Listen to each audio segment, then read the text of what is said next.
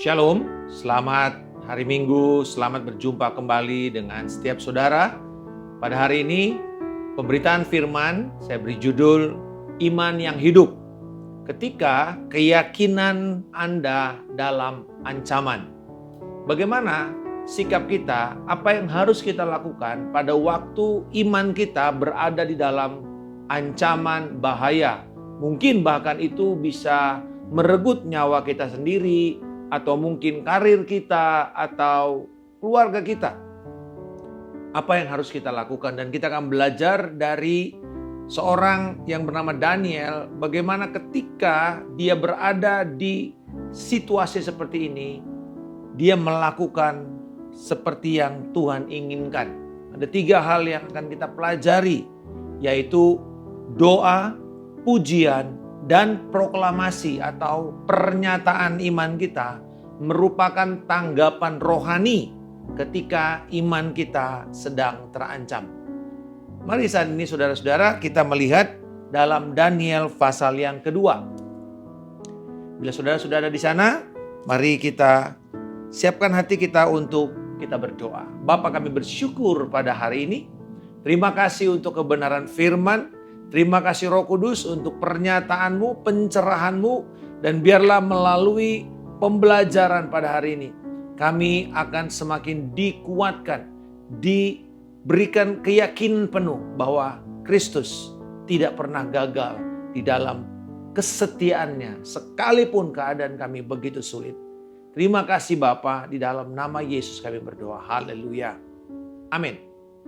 Saudara-saudara, kalau kita melihat latar belakang dari kitab Daniel pasal yang kedua, diberi judul Mimpi Nebukadnezar, kita tahu bahwa di pasal pertama setelah Daniel itu dan orang Yehuda dikalahkan oleh Babilonia, lalu mereka diangkut. Dan kemudian mereka mulai para bangsawan, cerdik pandai, orang-orang muda yang terampil dididik. Dan kita tahu di dalam pasal pertama Daniel membuktikan akan kesucian hatinya, ketulusannya, dan bagaimana kehidupannya itu sungguh berkenan di mata Allah, sekalipun keadaan sekelilingnya adalah keadaan yang sangat asing, karena baik budaya, baik itu keyakinan, penyembahan, semuanya berbeda dengan apa yang dia alami pada waktu dia tumbuh di Yehuda. Padahal waktu itu juga Yehuda sebelum dikalahkan oleh Babilonia sudah tercemar, tetapi pada dasarnya orang-orang Ibrani itu tetap adalah orang Ibrani yang menyembah Yahweh, yang menyembah Allah Israel dan hidup di dalam ketaatan, tidak akan tunduk kepada penyembahan berhala.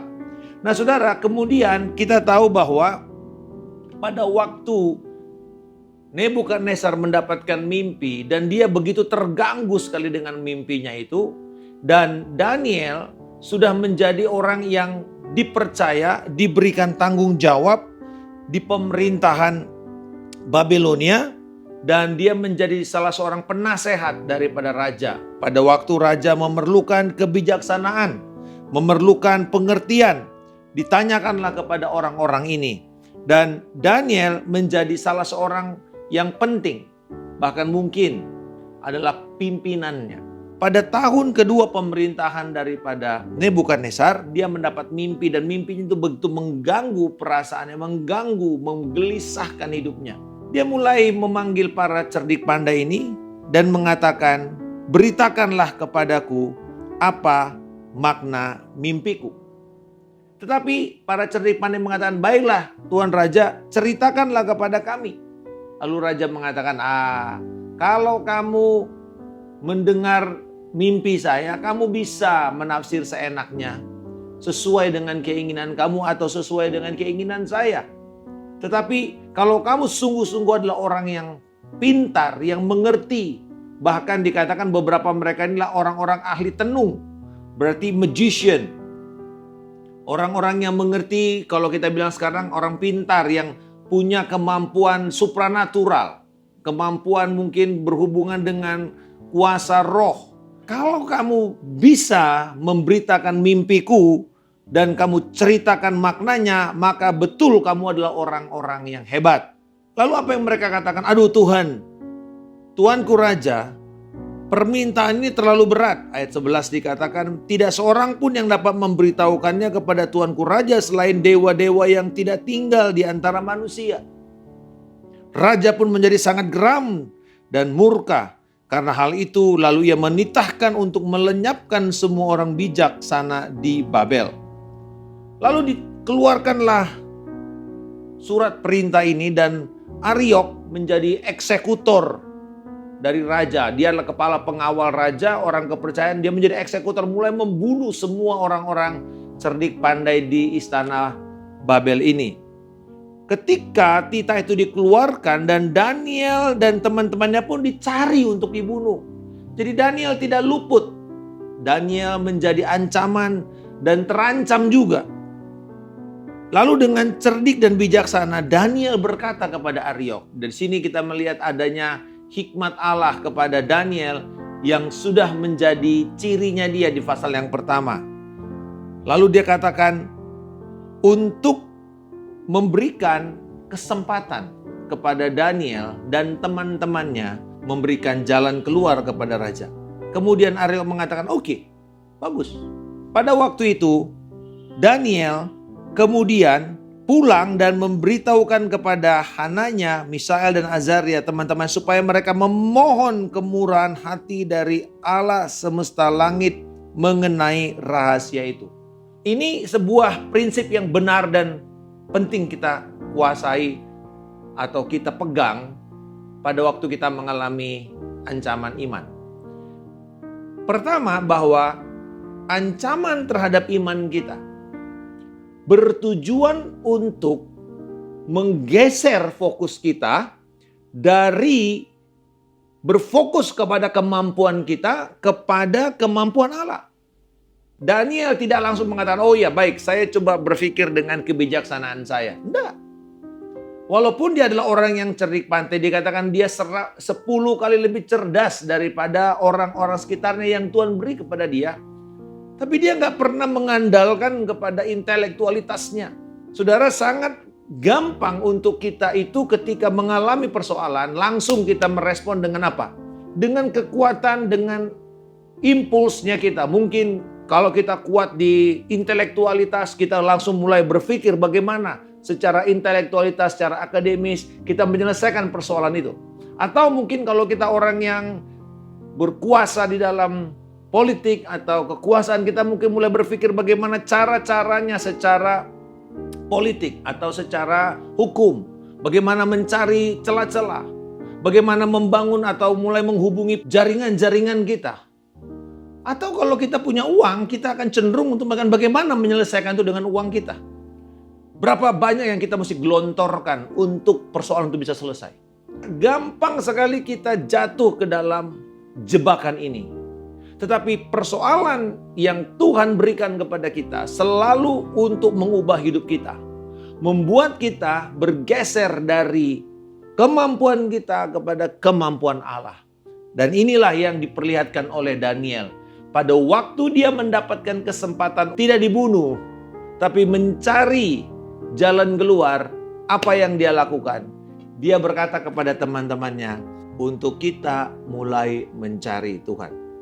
Daniel merespon bersama teman-temannya, dikatakan memohon kemurahan hati Tuhan. Saudara, favor itu penting. Dunia berusaha untuk mencari favor dari kekuatan-kekuatan lain termasuk roh-roh jahat seperti yang kita sebut sebagai pengasihan atau apakah itu mungkin jampi atau segala macam kuasa-kuasa pegangan-pegangan yang membuat orang senang, membuat orang melihat kita berwibawa. Itu semua adalah favor yang akan melancarkan, membuka jalan. Tetapi favor utama itu datangnya dari Tuhan. Langkah pertama yang dia lakukan adalah meresponi iman dengan berdoa dan berdoa secara korporat. Jadi bukan cuma berdoa sendirian. Dikatakan di dalam ayat 17 dan 18. Kemudian Daniel pulang dan memberitahukan hal ini kepada Hananya, Misael dan Azaria, teman-temannya. supaya mereka memohon kemurahan hati dari Allah semesta langit mengenai rahasia itu, agar Daniel dan teman-temannya tidak dilenyapkan bersama-sama orang bijaksana lainnya di Babel. Mereka memohon bersama-sama. Jadi memang betul kita perlu berdoa secara pribadi, dan itu adalah kunci kekuatan kita, fondasi di dalam kehidupan rohani kita. Tetapi jangan pernah bersandar hanya kepada kekuatan, bahkan kekuatan rohani kita sendiri. Kita perlu sahabat-sahabat, kita perlu dukungan orang-orang lain, kita perlu dukungan komunitas rohani, kita perlu dukungan jemaat. Berdoa bersama-sama.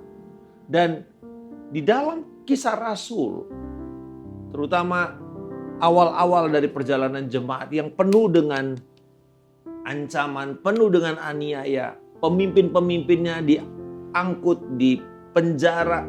Apa yang mereka lakukan? Mereka berdoa bersama-sama. Mereka merespon semua situasi, keadaan, ancaman dengan mulai berdoa. Seringkali kita berpikir bahwa ini adalah hal yang biasalah itu. Tapi saudara-saudara, ini justru penting.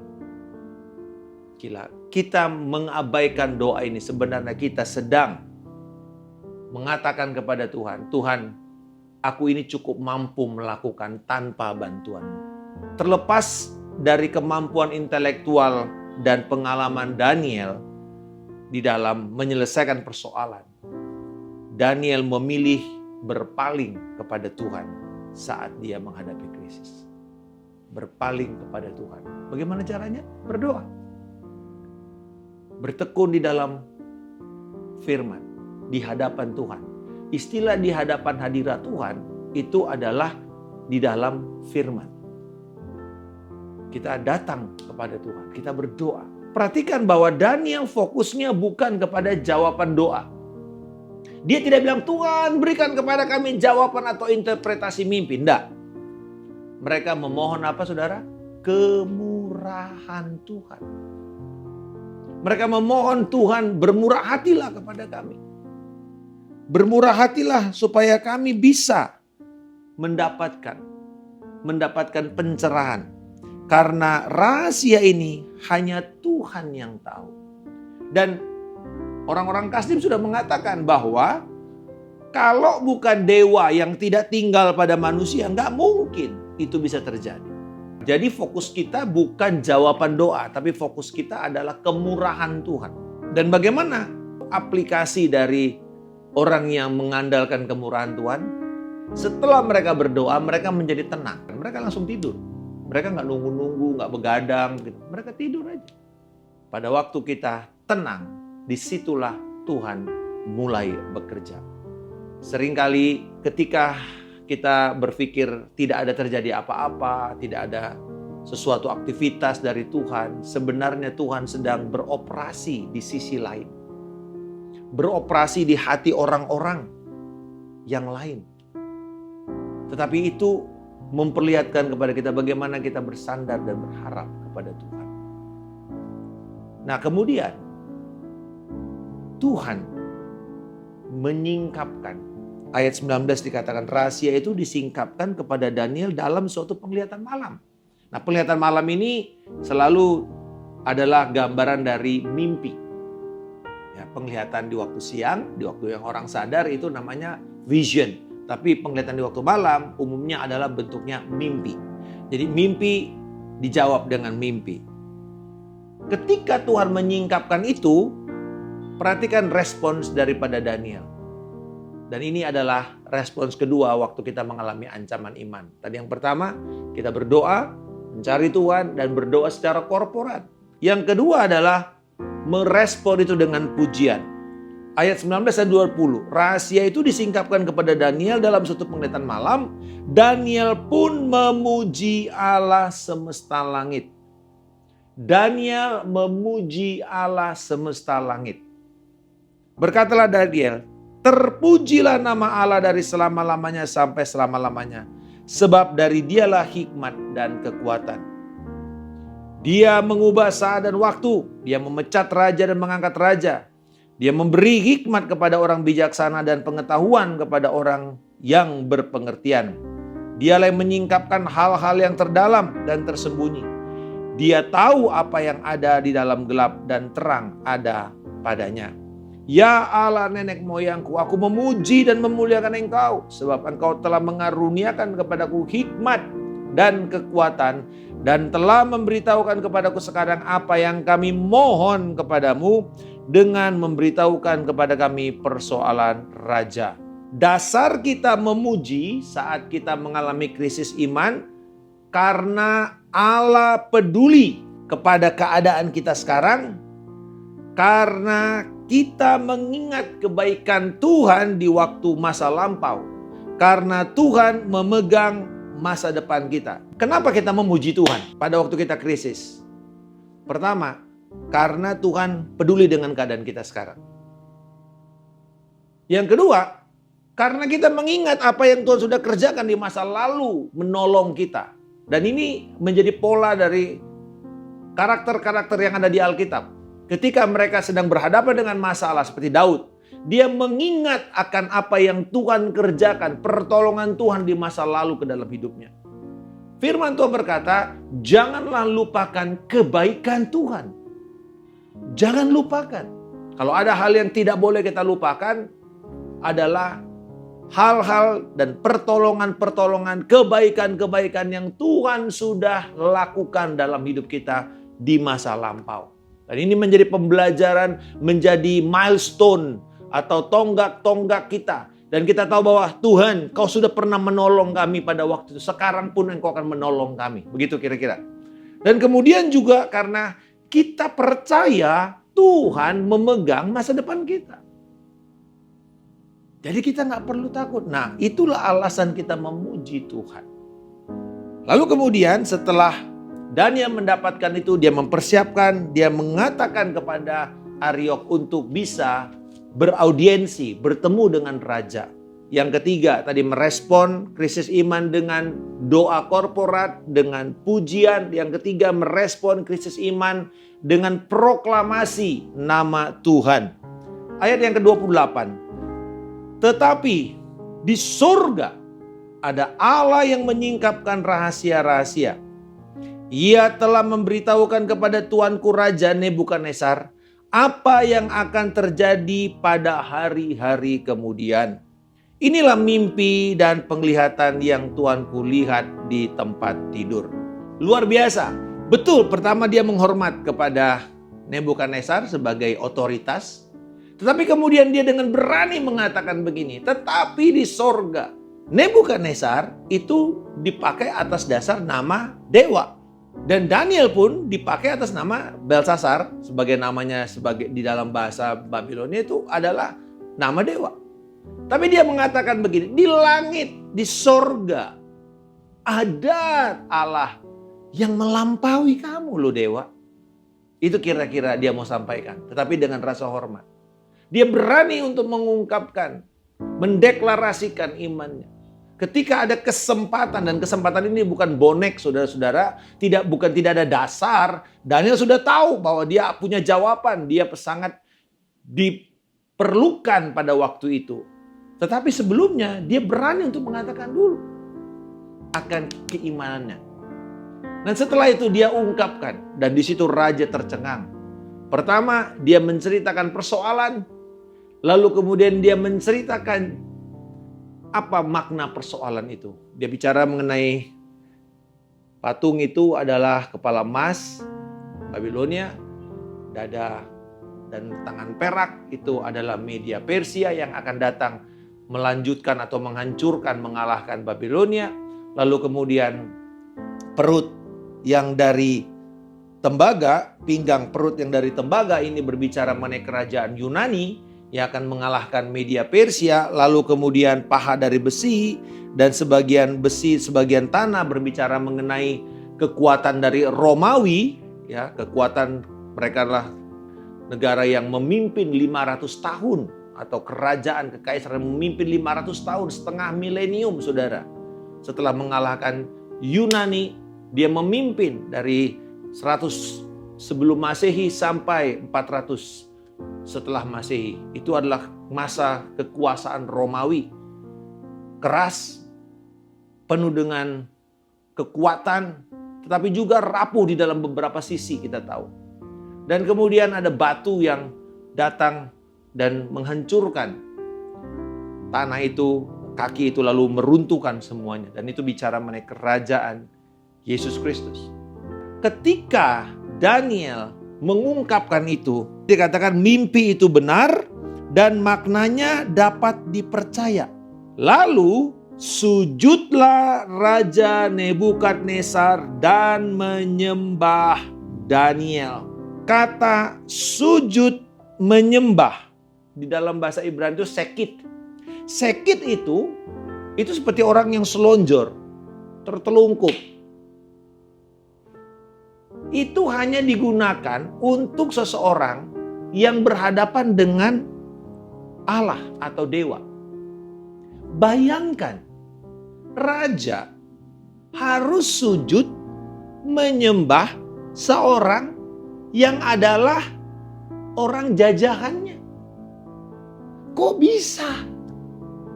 Karena saudara, inilah tujuan proklamasi iman kita, yaitu kesaksian kepada dunia. Agar mereka bisa melihat Tuhan yang lebih baik.